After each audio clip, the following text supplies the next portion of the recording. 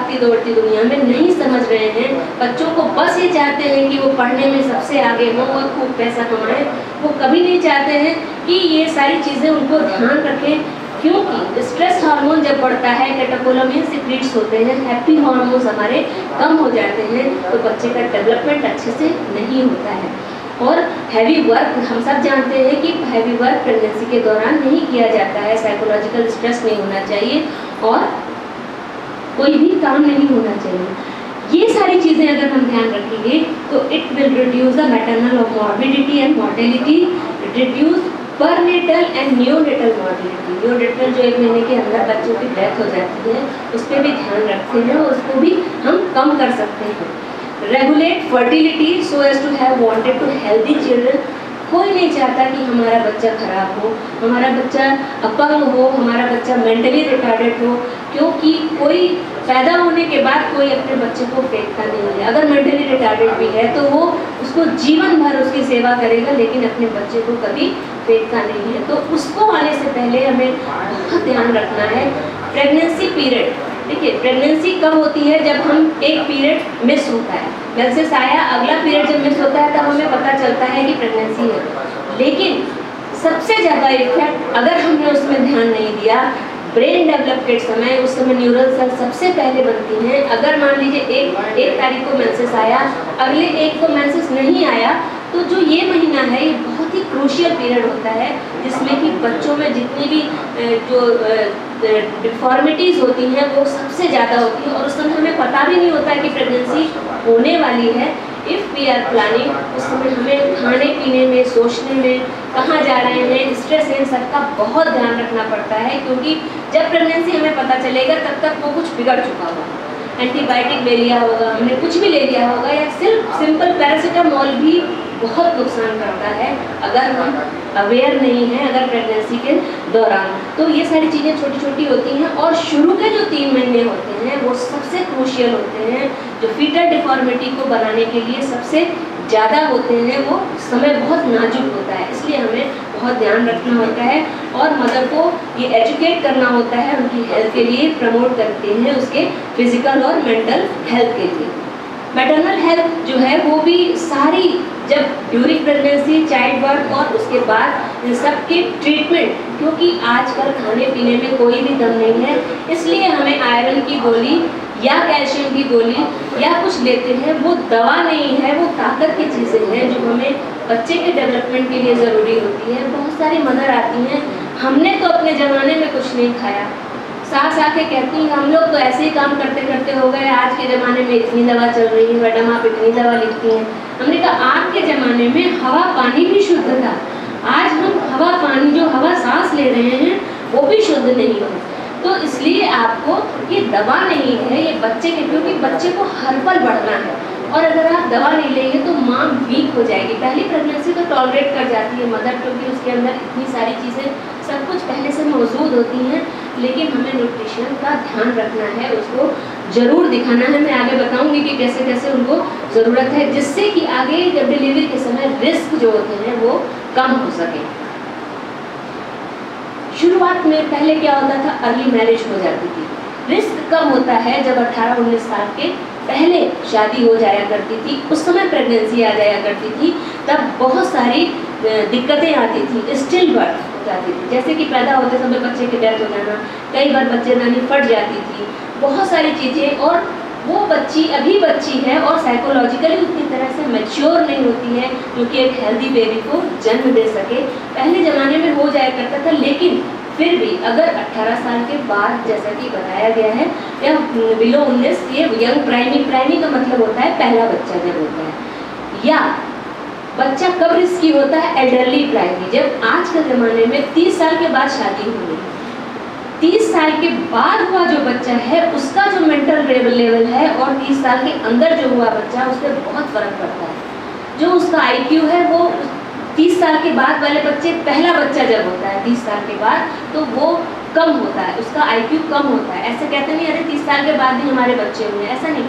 पहला बच्चा अगर 30 साल के बाद होता है, एल्डरली प्राइमी मतलब 30 साल के बाद वाली माएँ जो हैं वो बहुत सारे रिस्क को कवर करती हैं, और वो कॉम्प्लिकेशन होते हैं प्रेगनेंसी के दौरान और लेबर के दौरान भी। या बहुत सारी बेबी हो, कई सारे बच्चे हो, खूब सारे बच्चे होने पर भी बार बार कई बार मसल बच्चेदानी की ढीली हो जाती है और अबॉर्शन होने के चांसेस रहते हैं। This is due to the weakness of the tissue, depletion and nutrient value. अगर जल्दी जल्दी होगा तो बॉडी उस हिसाब से कवर नहीं हो पाती है। और उसी तरह जैसे क्लोज प्रेगनेंसी मीन्स 2 प्रेगनेंसी के बीच में अगर समय कम होता है तो भी बॉडी हमारी रिकवर नहीं हो पाती है, जिससे कि आगे हमें बहुत सारी स्ट्रेस और प्रेगनेंसी में दिक्कत आती है। और कौन कौन सी चीज़ें होती हैं जिसमें प्रेगनेंसी में दिक्कत आती है, ये बताया गया। अगर शॉर्ट हाइट हो, 4 फीट 4.25 फीट हो, उस अगर जो भी शॉर्ट हाइट होती है तो उसकी पेल्विस जो होती है, जो एक कमर की हड्डी होती है, वो भी शॉर्ट या छोटी हो जाती है, जिसमें डिलीवरी नॉर्मल डिलीवरी होने में दिक्कत होती है। और अगर 145 सेंटीमीटर से कम होती है तो डिलीवरी में बहुत दिक्कत आती है। और यदि मदर का वेट 40 किलो से कम होता है तो भी प्रेगनेंसी में बहुत सारी दिक्कतें आती हैं। और मदर का वेट अगर मोर देन 70 kg होता है तो भी डिलीवरी के समय बहुत दिक्कत आती है। तो ये हमें ध्यान रखना है प्रेगनेंसी के दौरान, वेट हमारा ठीक होना चाहिए, तभी प्रेगनेंसी या हमारे पेशेंट का या हमारे घर में जो बहू है उसका वेट ठीक होगा, तभी नॉर्मल प्रेगनेंसी आ जाती है। वरना प्रेगनेंसी में बहुत सारी कॉम्प्लिकेशंस होती रहती हैं। और मदर के पास अगर माल न्यूट्रिशन है, एनीमिया, आज अच्छे अच्छे घरों में एनीमिया देखा जा रहा है। हम नहीं ध्यान दे रहे हैं कि किसमें हम आजकल फास्ट फूड के पीछे भाग रहे हैं, केवल पेट भर रहे हैं, उसमें न्यूट्रिशन वैल्यू कितनी है नहीं देख रहे हैं। अच्छे घरों में भी एनीमिया मिल रहा है, ज़्यादातर लोगों को 10 से कम हीमोग्लोबिन रह रहा है। और ये बहुत छोटी सी जांच होती है, जरा सा एक प्रिक करके ही जांच हो जाती है। तो हम सबको जागरूक होना है कि अगर प्रेगनेंसी करना है तो एनीमिया नहीं होना चाहिए। जब शरीर में खून ही नहीं रहेगा तो वो बच्चे को डेवलप कैसे करेगा। और माल न्यूट्रिशन मतलब न्यूट्रिशन की जब कमी रहती है।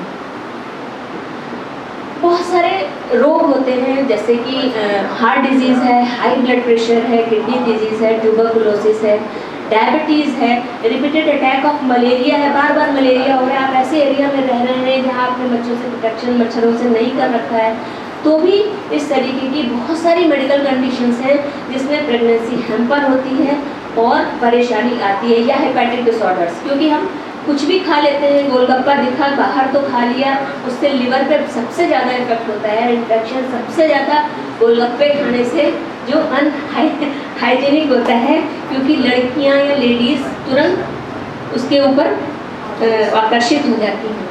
तो ये 3 केयर होती हैं हमारे मैटरनल हेल्थ केयर के लिए। एंटी नेटल केयर जो ड्यूरिंग प्रेगनेंसी किया जाता है, नेटल केयर जो बच्चे का किया जाता है, और पोस्ट नेटल आफ्टर जो डिलीवरी के बाद किया जाता है।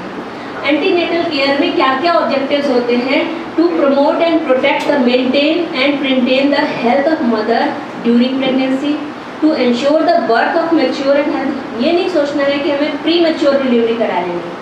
जैसे कि 40 हफ्ते की डिलीवरी बच्चा होता है तो हेल्दी होता है, 9 महीना 7 दिन, जैसे LMP से जोड़ते हैं लास्ट मेंस्ट्रुअल पीरियड से, तो 9 महीने 7 दिन का अगर बेबी है या 8 महीना पूरा हो गया है तो जितना अच्छा बेबी डेवलप होगा, जितना ज़्यादा से ज़्यादा वो यूट्रस में रहेगा वो ज़्यादा हेल्दी रहेगा बनस्पत अगर प्री डिलीवरी हो गई।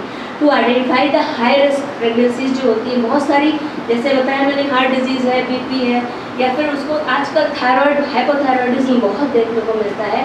10 में से 9 लेडीज़ को आप पूछिएगा तो उनको पता है कि वो हाइपोथायरॉयडिज्म के लिए थायराइड की गोली खा रहे हैं। ये क्यों हो रहा है? ये हमारे खाने पीने से हो रहा है। जो खाद की पैदावार हमारी बढ़ गई है और न्यूट्रिशन वैल्यू कम हो गई है। हम ये नहीं देख रहे कि ये कितना कैसे है, क्योंकि हमारे किसान भी नहीं देख रहे हैं। ज़मीनें कम होती जा रही हैं और बिल्डिंग्स बनती जा रही हैं, तो पैदावार बढ़ाने के लिए वो खाद का डिफरेंट टाइप के फर्टिलाइजर्स का उपयोग कर रहे हैं, जिससे कि हाइपोथायरॉयडिज्म और डायबिटीज़ ये सब चीज़ें मिल रही हैं। और इसमें सारी चीज़ें मदर को मेंटली तैयार करना है। बहुत सारी बातें फर्स्ट जो प्रेगनेंसी होती है फीमेल्स को, बच्चियों को नहीं पता होता है। जब कभी भी प्रेगनेंसी का पता चलता है, पहले ज़माने में नहीं होता था, जैसे ही प्रेगनेंसी का पता चले विदिन 12 वीक हमें रजिस्ट्रेशन कराना चाहिए। अपने आसपास कोई भी गायनी की डॉक्टर हो या कोई भी सरकारी अस्पताल हो या प्राइवेट हो, कहीं ना कहीं ज़रूर दिखाना चाहिए। रजिस्ट्रेशन बहुत ज़रूरी है, क्योंकि फीटल डिफॉर्मिटी शुरुआत के 3 महीने में सबसे ज़्यादा मिलती है। अगर हमने उन 3 महीनों में बच्चे का देख लिया कि जो अगर कुछ फीटल डिफॉर्मिटी आ रही है तो अबॉर्ट करा करके कर सकते हैं, और अगर नहीं कराया, जब 5-6 महीने का हो जाता है उस समय अबॉर्शन बहुत मुश्किल होता है, और पूरे जब डिलीवरी होने पर कोई भी अपने बच्चे या अपंग बच्चे को कोई देखता नहीं। तो इसलिए हमें जागरूक रहना है, प्रेगनेंसी आते ही हमें रजिस्ट्रेशन कराना है। और एंटीनेटल विजिट्स, जैसा कि हमने बताया कि शुरुआत के दिनों में हर ये महीने में 2 बार जाना पड़ता है 7 महीने तक, और नहीं, एक महीने में 1 बार जाना पड़ता है 7 महीने तक, और 7वें महीने के बाद हमें महीने में 2 बार जाना होता है, और 8वां महीना पूरा होने के बाद हर महीने चेकअप के लिए बहुत ज़रूरी है। अगर हम जागरूक रहेंगे तो डॉक्टर की देख रेख में रहेंगे तो कोई भी परेशानी होगी तो हमें तुरंत पता चल जाएगी। बहुत सारी शुरू में हम लोग, ये सारे हम लोगों के लिए है, हमें हिस्ट्री लेनी ज़रूरी है, फिजिकल एग्जामिनेशन वो हमारे लिए है, कैसे कैसे करना है, और इम्यूनाइजेशन बहुत ज़रूरी है। टिटनेस का टीका बहुत ज़रूरी है, 4थे महीने और 5वें महीने में टिटनेस का टीका लगता है। आयरन और फॉलिक एसिड, आज सरकार 100 दिन तक की आयरन फॉलिक एसिड की फ्री गोली सरकारी अस्पतालों में दे रही है, लेकिन हमारे यहाँ जो काम करने वाली हैं, हमारे यहाँ जो दाई काम करती थी, उसको प्रेगनेंसी हुई तो वो गई दुर्गा कुंड लेने के लिए, तो हमसे कहने लगी हमको दवा लिख दीजिए। हमने लिख दी। हमने कहा तुम गई होगी टिटनेस का सुई लगाने, तो तुम्हें तो दवा मिली होगी। उसने कहा कि अरे मिली थी मैडम, 100 गोली मिली थी, वो जो ऐसी गोली होती है ना कि वो बाद में बच्चा नहीं होता है। हम निकले और पोखरा में फेंक दिए। हमने कहा क्यों? तो क्योंकि वो फ्री में मिलती है, इसलिए उसकी वैल्यू नहीं है। वो उस समय 1 रुपये की 1 गोली हुआ करती है, क्योंकि फ्री में मिल रही है इसलिए जो पेशेंट्स आते हैं वो उसकी वैल्यू समझते नहीं हैं। 100 दिन अगर हमने आयरन की गोली खा ली तो हमें एनीमिया के चांसेस कम रहते हैं। हेल्थ एजुकेशन बहुत ज़रूरी है। डाइट हमें कैसे खाना है, थोड़ा थोड़ा खाना है, कई बार खाना है, इस चीज़ की हमें प्रेगनेंसी के दौरान पेशेंट्स को ज़रूर बताना चाहिए। और प्रेग्नेंट वुमेन को पर्सनल हाइजीन का ध्यान रखना चाहिए। हाइजीन का क्यों ध्यान रखना चाहिए? क्योंकि डायरेक्ट कम्युनिकेशन यूट्रस का होता है। अगर इन्फेक्शन हो गया या यूटीआई हो गया तो बच्चे में इन्फेक्शन जाना बिल्कुल 100% हो जाता है, और अगर बच्चे में इन्फेक्शन चला गया तो फिर उसको बचा पाना मुश्किल होता है, या उसका डेवलपमेंट कुछ ना कुछ गड़बड़ हो जाता है, और नॉर्मल प्रेगनेंसी या पूरी फुल टर्म प्रेगनेंसी नहीं हो पाती।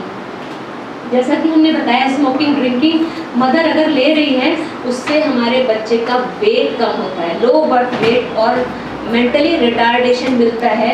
इसलिए उसमें हमें ध्यान रखना है कि स्मोकिंग और ड्रिंकिंग नहीं होना चाहिए। कुछ ड्रग्स होती हैं वो भी मदर को नहीं लेना चाहिए। कैसे हम सब जानते हैं ये सारी बातें, लेकिन कई बार फैशन में या फिर अपने उसमें लोग लेते रहते हैं इसमें, और कई बार हमें पता नहीं होता कि रेडिएशन जो एक्सरे हम करवाते हैं अवॉइड करना चाहिए। चाहे शुरुआत की जो अर्ली प्रेगनेंसी होती है, कई बार उनकी मदर बीमार है या अर्ली प्रेगनेंसी में जो फीमेल है वो साथ में चली गई, वहाँ पर एक्सरे रेडिएशन सबसे ज़्यादा खतरनाक होता है बच्चे के लिए, माँ के लिए, सब चीज़ों के लिए, क्योंकि वो बच्चे में ल्यूकीमिया मीन्स कैंसर उत्पन्न कर सकता है।